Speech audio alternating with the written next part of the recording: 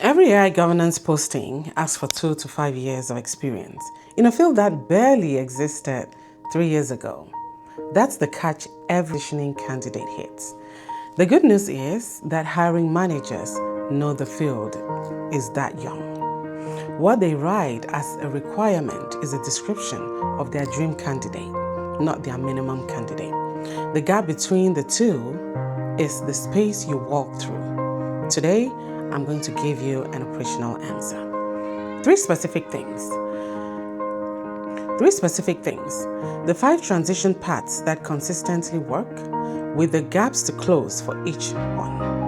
The verbatim interview scripts that get past you don't have access, you don't have direct experience, and a 90-day accelerator plan that changes how hiring managers see you before you even apply to that job. So here's the truth. Hiring managers do not push in job postings. AI governance is not being built by people who studied AI governance. There is no full population of people with 5 years of AI governance experience because that population does not exist. Every senior in this field transitioned from something else. Look at any senior governance leader on LinkedIn. Trace back their career. You would find compliance, risk, legal, security, audit, program manager, or in some cases even product managers, right? Every single one. The field is being built by transitioners, which reframes the problem. You are not starting from zero. You are transferring capability from an adjacent field into a specific domain. That's a 12-month project or a 6-month project. Not really a career change if you look at it that way. Now, the 5 paths I've watched work repeatedly. For each one, the different archetype starting point, the specific gaps to close, and the order to close them, and the roles that it fits. So the first part is going to be compliance to AI governance. And usually you'd want to see people like GRC, which is a role that is commonly confused with AI governance, right? Now, let's look at a starting point.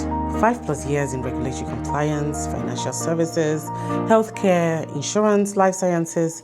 You've done SOX, HIPAA, PCI, or something similar. What do you need to close to get closer to AI governance? Just framework fluency. You need to understand the NIST AI framework, the EU AI Act, the ISO 42001 framework, and technically AI literacy, right? And then vendor evaluation specific to AI.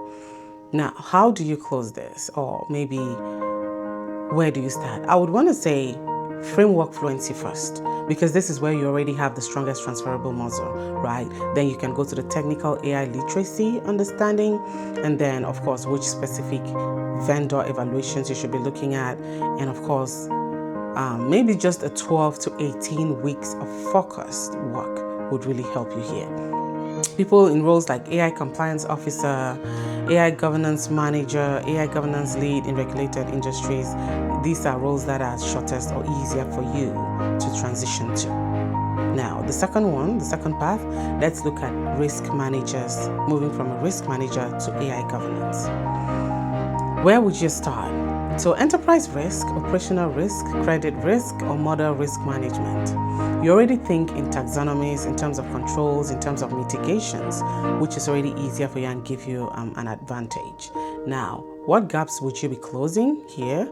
You want to look for AI-specific risk categories, because traditionally you did traditional IT risks. Now you want to focus on AI-specific risk taxonomies first, because this would map onto what you already do.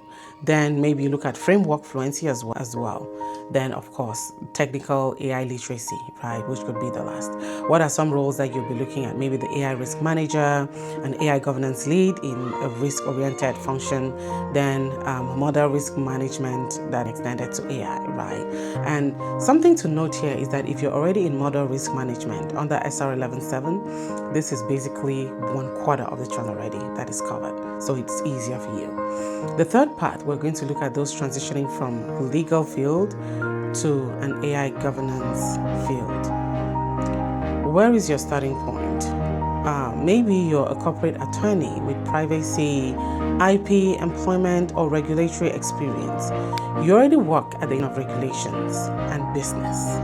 Now, what are some things you would want to do to cover that gap to become an AI governance lead? Basically, the technical literacy gap. But a lot of companies that I talk to really, they've given governance to the legal team, but unfortunately, the legal team doesn't understand the technical language, technical teams. So just having that basic understanding of AI literacy usually is very, very helpful in this aspect.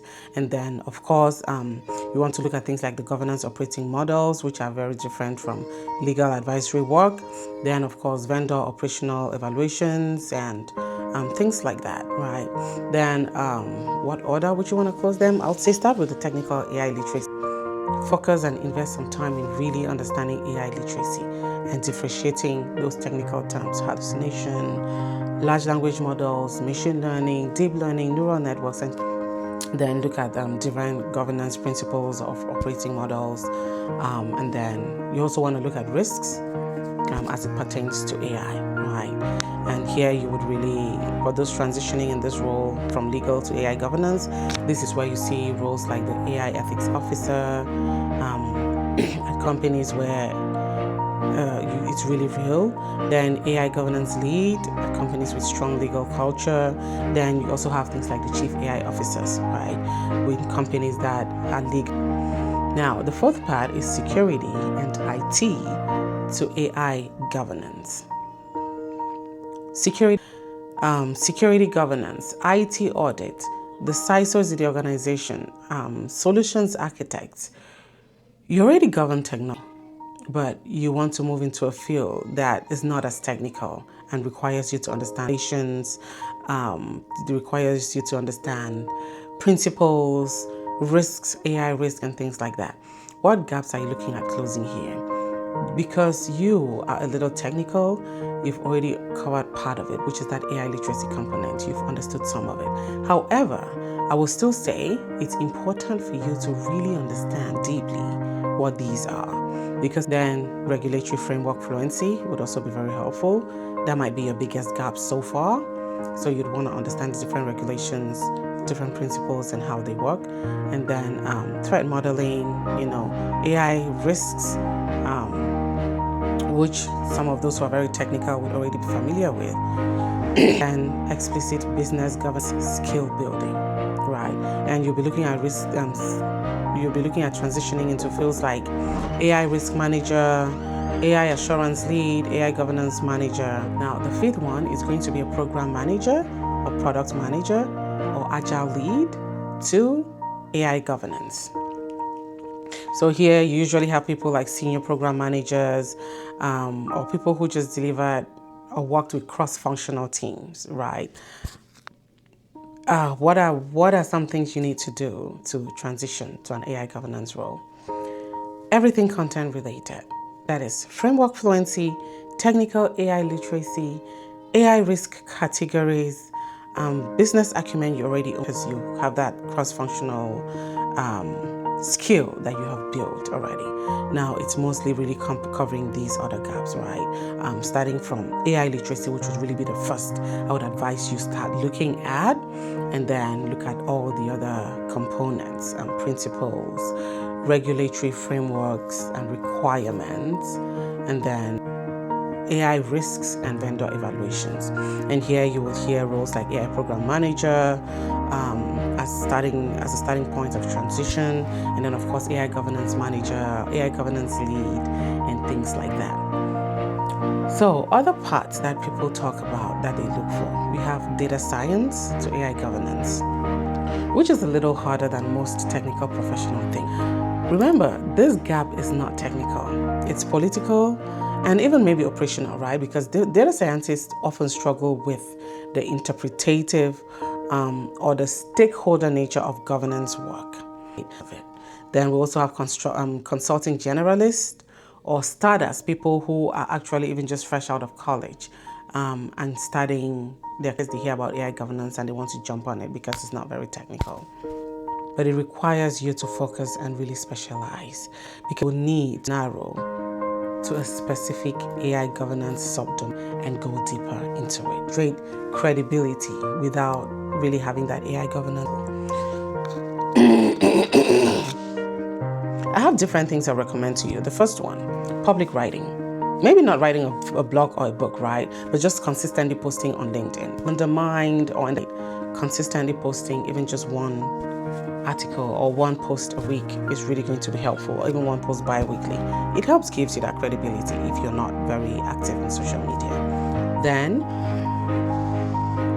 the second thing I would want to recommend really is do a case analysis of an AI within your company, but with permission from your manager or from an executive in the company. Right? It doesn't have to be formal, it could be informal. Pick one AI system your company uses or that even you personally use and analyze it against a framework. Right? You can write maybe something like a private memo, or you discuss this with your manager, and to your muscle memory, and then you plant that seed of internal transition because you're actually starting to do the work that you do as an AI governance lead. The third thing is community presence. Be visible in professional communities. The IAPP, if you're compliance adjacent or responsible AI institute, or just different AI governance or ethics groups or communities of practice around, comment thoughtfully on other people's posts, attend events, even virtual, and usually when hiring managers see your name appear 3 or 4 times from different sources, particularly on LinkedIn, trust, and you start building that credibility in their eyes. And then, of course, PP certification, the AI governance professional, which is offered by the AIGP. I know a lot of people complain this is very expensive. It's about $750 for non-members, and for members, it's about $650 or $690. But from the short list I'll walk through in the next video,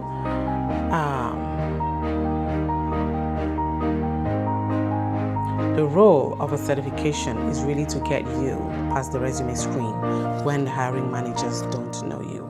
And it also gives you that credibility. Now, 3 questions most candidates face, right? I'll give you an example, and this can even be like your interview toolkit. They can ask, I see you don't have direct governance experience. What do you think, or why do you think you're qualified for this role? Usually, you want it to sound like someone who has a background, but you don't want to lie as well, right?